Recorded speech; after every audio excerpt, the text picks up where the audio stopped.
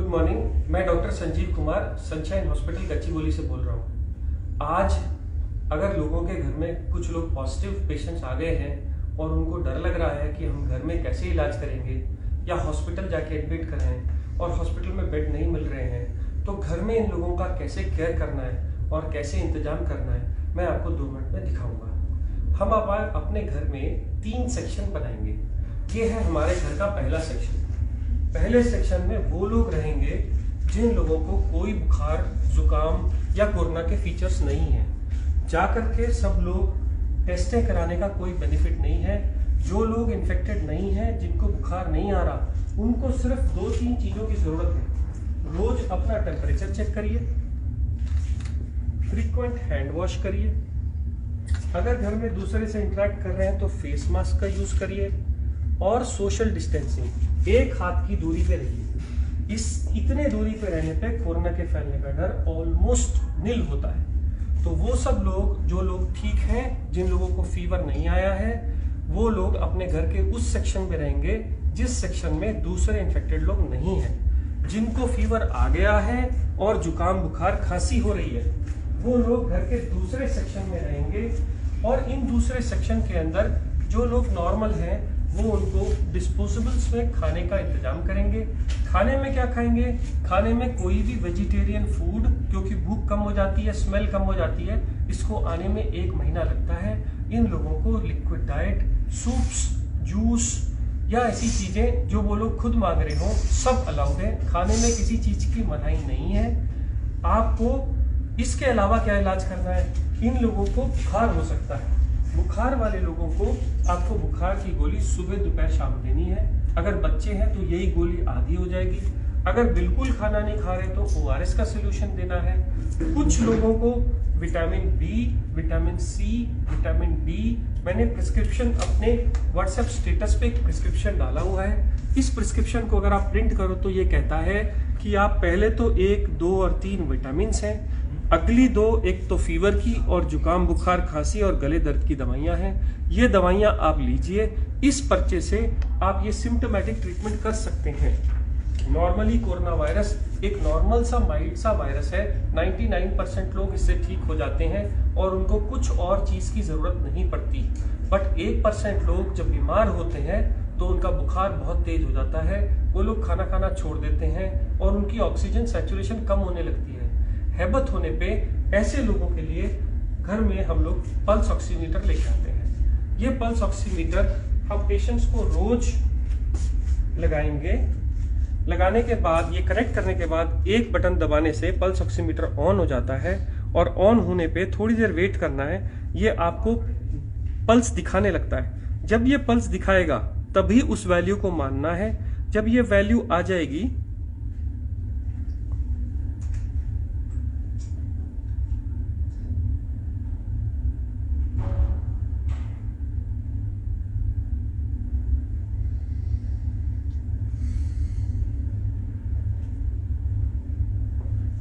तो oxygen saturation 100% बता रहा है। 90 से कम है तो ये पेशेंट सिक हैं। अगर 90 से ज्यादा है तो डरने की बात नहीं है। मैंने इतनी देर इसलिए वेट किया क्योंकि पल्स ऑक्सीमीटर लगभग 30 सेकंड ले जाता है नॉर्मल सैचुरेशन बताने के लिए।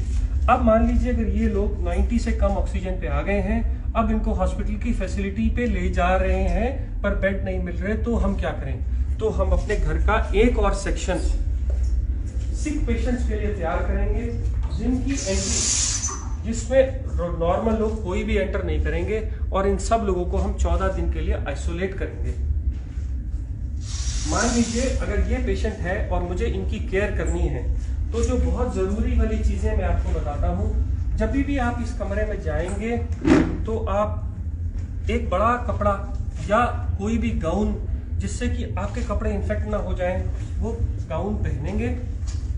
गाउन के ऊपर मास्क, गाउन पहन के आपका ये पूरा एरिया कवर हो गया। अब आप इसके ऊपर एक नॉर्मल कोई भी मास्क या N95 मास्क लगा सकते हैं। ध्यान ये रखना है कि इन मास्क को इधर की तरफ हाथ से नहीं छूना। छूने के बाद स्टेरलाइज करना है, आंख में नहीं लगाना। आप सिंपल मास्क भी यूज कर सकते हैं, बट इसको रोज डिस्कार्ड करिए। अब क्योंकि ये इन्फेक्टेड जोन है, इसलिए मार्केट में ये प्लास्टिक की बनी शील्ड्स मिलती हैं। इसको अगर आप लगा लेंगे तो आपके सेक्रीशंस बाहर नहीं जाएंगे। ऐसे ही ये मरीज भी मास्क लगाएगा और ये भी शील्ड डालेगा। इससे क्या होगा, इससे उसके सेक्रीशंस और आपके सेक्रीशंस मिल नहीं सकते, आपको इन्फेक्शन होने का चांस बहुत कम हो जाता है। इस आदमी के साथ अगर आप टाइम बिताना चाहते हैं तो सोशल डिस्टेंसिंग के हिसाब से इससे ज़्यादा टाइम नहीं, ज़्यादा 5 मिनट से ज़्यादा टाइम ना बताइए। उनको खाने के लिए डिस्पोजेबल्स का खाने में दीजिए। जैसे मैंने पहले बताया, खाने में आप सब कुछ दे सकते हैं। अब इन लोगों की केयर करते समय याद रखिए कि वो लोग खूब हैंड सैनिटाइजर्स या सोप का इस्तेमाल करें। इसके अलावा आप जब भी इन लोगों का सेवा करेंगे तो आप ग्लव का यूज करेंगे। हर बार ग्लव्स को डालने के बाद ही आप पेशेंट को टच करेंगे। ये ग्लव अगर कपड़े के यूज कर रहे हैं घर के बने हुए, तो हर बार उनको घर से बाहर जाने के बाद उनको वॉश किया जाएगा।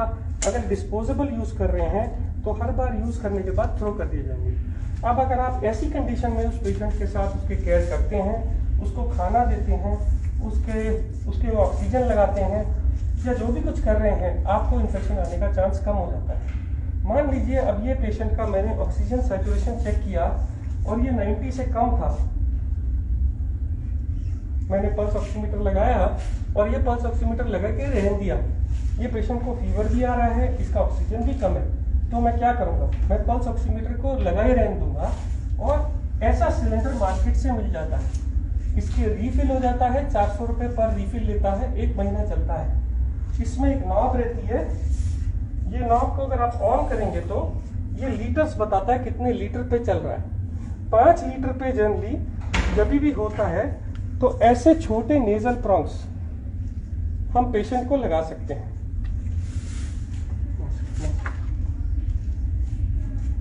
ऐसे नेजल प्रॉन्ग लगा सकते हैं। नेजल प्रॉन्ग लगाने के बाद आप ये पल्स ऑक्सीमीटर की रीडिंग देखिए कितनी आ रही है। अगर ये 90 से ज्यादा नहीं आ रही और पेशेंट को तभी भी हैबत हो रही है, तो आप ये नेजल प्रॉन्ग हटा के मार्केट से ये बड़े वाला मास्क ला सकते हैं। इस मास्क से अगर आप सिलेंडर पे लगाएंगे तो 10 लीटर तक एक पेशेंट को ऑक्सीजन दी जा सकती है।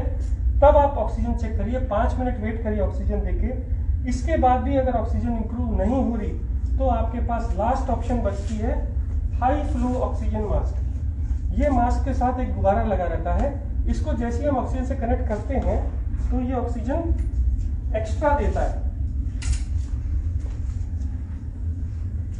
और इसमें आप 15 लीटर तक ऑक्सीजन भर सकते हैं। ये गुब्बारा भर जाने के बाद जब आप लगाते हैं तो पेशेंट की हैबत या ऑक्सीजन सैचुरेशन इंप्रूव कर जाती है। इसको लगाने के बाद आप सैचुरेशन को देखते जाइए, जब वो 90 से ऊपर हो जाए उसको ऐसे ही रहने दीजिए। दिन में ये लोग मास्क 3 से 4 घंटे लगा सकते हैं और जैसे अगर हैबत होने लगे तो छोटे मास्क पे आ सकते हैं। और अगर हो सके तो सोते वक्त बेड एंड को थोड़ा ऊंचा करके रखिए। अब इस कमरे की सेफ्टी के लिए कि इन्फेक्शन बाहर न जाए, घर का बना फिनाइल या कोई भी एंटीसेप्टिक सोल्यूशन से घर का पोछा मारिए। अब आप इस कमरे से जब बाहर आने लगे तो आपको सबसे पहला काम क्या करना है, ग्लव उतार के डस्टबिन में फेंक देने हैं और ये गाउन निकाल के आपको बाहर नहीं जाना। आप ये गाउन को हटा के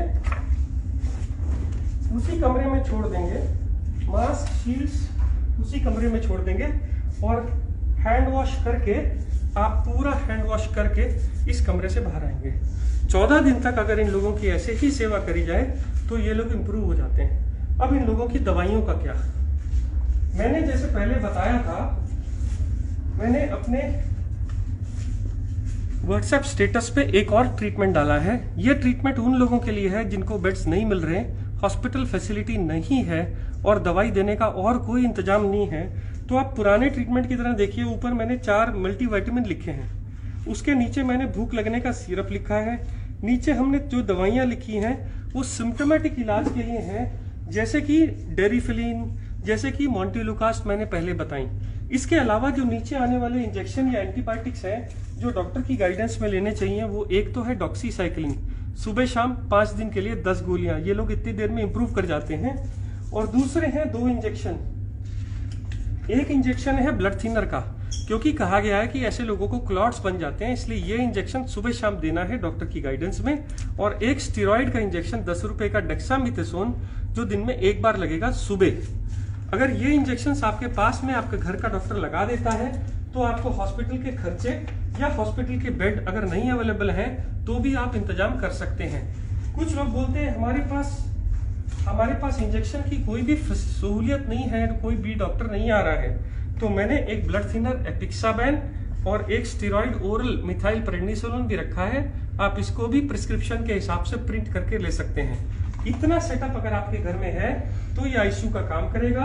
मैं फिर बोल दूं, आपको sanitiser, face shield, face mask, bed जिसका बैक ऊंचा हो, 3 तरह के फेस मास्क, एक ऑक्सीजन सिलेंडर, घर में फिनाइल, एक कवर, बॉडी कवर जो सेवा कर रहे हैं, मेरा प्रिस्क्रिप्शन जो मेरे स्टेटस पे लगा हुआ है इसको प्रिंट करके रख लीजिए गाइडेंस के लिए, और कुछ दवाइयां जो सब उसमें रखी हैं। हर बार ग्लव्स का यूज करिए।